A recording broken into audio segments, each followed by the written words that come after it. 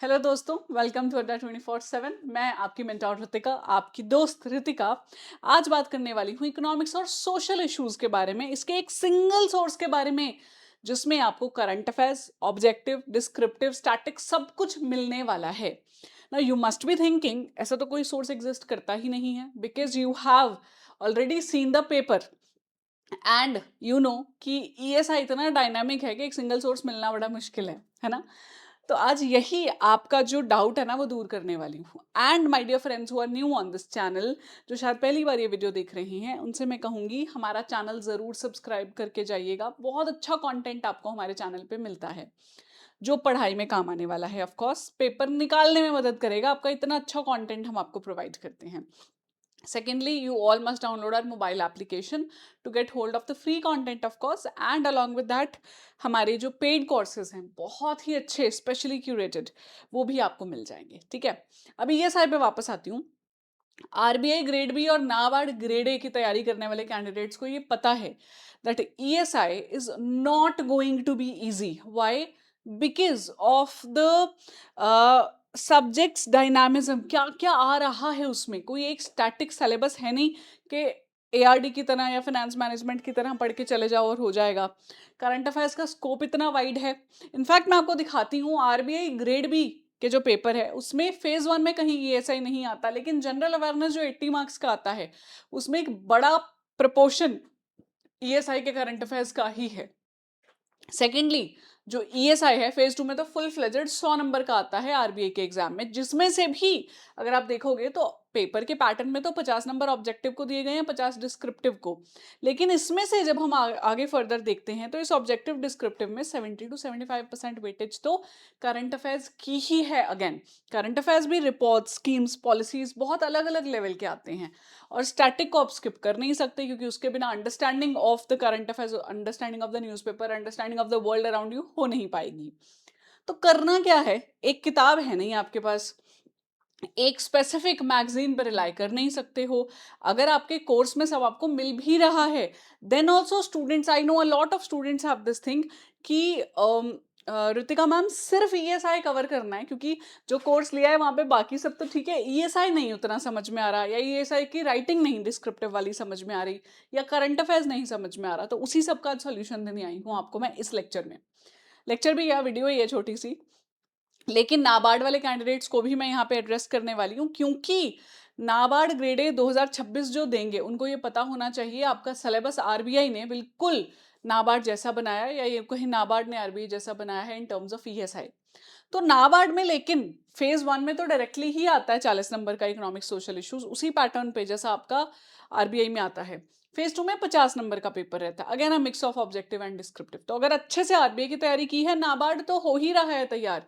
ये उनके लिए भी है जिन्होंने इस बार आरबीआई ग्रेड भी दिया है 2026 का, वो नाबार्ड देना मिस नहीं करें। दैट इज माय बहुत बहुत crucial suggestion to all of you. और जो नाबार्ड की तैयारी कर रहे हैं ना, वो अपना माइंड ओपन रखना, अगले साल के आरबीआई के लिए भी मैं चाहूंगी इस बार निकल जाए पेपर, लेकिन हमें ये पता होना चाहिए कि हमारी तैयारी से क्या और निकल सकता है, so that at least we are informed. ठीक है, अब ऑब्जेक्टिव डिस्क्रिप्टिव इतना कुछ देख लिया, इसके करंट अफेयर्स में क्या क्या करना होता है। देखिए, देर आर गवर्नमेंट स्कीम्स, पुरानी भी करनी पड़ेंगी, न्यू भी करनी पड़ेंगी, रेलेवेंट टू द सिलेबस तो करनी ही है। There are reports and indices जो नेशनल लेवल के हैं, इंटरनेशनल लेवल के हैं, सिलेबस के मुद्दों से रिलेट करते हैं।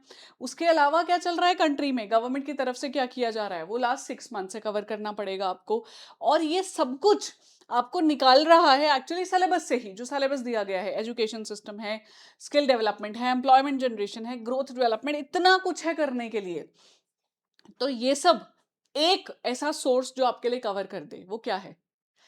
मैं आपको बताती हूँ, ये कोर्स एग्जिस्ट करता नहीं था पहले।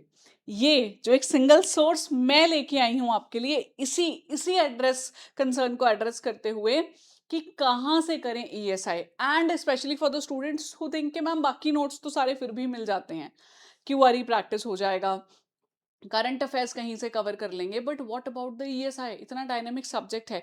तो ऐसे कैंडिडेट्स के लिए जो एक सिंगल सोर्स ढूंढ रहे हैं ईएसआई का, या फिर जो कोर्स ऑलरेडी ढूंढ रहे थे और मुझसे ये पूछते थे कि मैम सिर्फ ईएसआई मिल सकता है क्या, तो आपके लिए ये कोर्स मैं ले आई हूँ, live foundation batch of ESI. सिर्फ ईएसआई को कवर करेंगे यहाँ पे, करंट अफेयर्स स्टैटिक पार्ट को, क्लासेस रेगुलर चलने वाली हैं आपकी, कॉन्सेप्ट बेस्ड सारी चीजें पढ़ाई जाएंगी, डिस्क्रिप्टिव राइटिंग की क्लासेस होगी, प्रीवियस ईयर पेपर्स आपको एब्सोल्युटली फ्री मिलेंगे। Yes, please enroll yourself in the batch if you are looking for a comprehensive course, कि मुझे तो पूरा ही तैयारी करना है आरबीआई का, नाबार्ड का, फिर आप हमारा फुल पैक लीजिए। लेकिन अगर आप एक ऐसे कैंडिडेट हैं जिसके पास सोर्सेज हैं या कहीं और एनरोल किया लेकिन ईएसआई नहीं समझ में आ रहा था, तो हियर इज योर रामबाण सॉल्यूशन। एक सिंगल सोर्स, कोई नहीं क्लेम कर सकता कि ईएसआई में सब आपको कवर्ड मिलेगा। मैं आपको दिखाती हूँ, when you go to our Adda website, आप जाइए अड्डा पे, कैसे आप एनरोल कर सकते हो। When you go here, you go to the regulatory bodies, RBI या नाबार्ड कहीं पे भी आप सिलेक्ट कर सकते हैं। तो यहाँ पे जो हमारा आरबीआई बैच है 2027, this is if you are preparing for this year's RBI examination जो आने वाले साल में हो रहा है, तो इसमें एनरोल करो, सब कुछ आपको यहाँ कवर्ड मिलेगा, सब्जेक्ट्स जितने भी हैं। अगर आपने RBI, NABARD, SEBI multiple exams देने हैं, देन चूज रेगुलेटरी बॉडीज महापैक, क्योंकि इसमें मल्टीपल एग्जाम्स की तैयारी हो रही है। लेकिन मेरे ऐसे दोस्त जो ये कहते हैं कि मैम मुझे तो सिर्फ ईएसआई चाहिए था, मुझे तो सिर्फ ईएसआई का कंटेंट मिल जाता, लाइफ आसान बन जाती, वो ऑल पे क्लिक करके चूज करेंगे तो they will find this ESI files. Latest batch है, आप इस पे बाय नाउ पे जाइए। यहाँ पे आपको प्राइस जो दिख रहा है इससे और सस्ता मिलेगा जब आप मेरा कूपन कोड Y754 यूज करेंगे। अप्लाई कर लीजिए and this is the price. And my dear friends, ये प्राइस और कम हो जाएगा अगर आप ऐप यूज करते हो अड्डा की। ठीक है दोस्तों, तो ये था मेरा आज का सेशन, आप लोगों को अवेयर करने के लिए कि मैं क्या ले आई हूं आपके लिए already. The batch is already live, go enrol yourself without wasting any time. अगर आप सिंसियरली ढूंढ रहे थे ऐसे किसी कोर्स को, तो या एक सिंगल सोर्स को, 10 किताबें लेने से अच्छा है एक ये सोर्स आपके काम आएगा, सब कुछ यहाँ कवर्ड मिलेगा। थैंक यू दोस्तों, all the very best to you.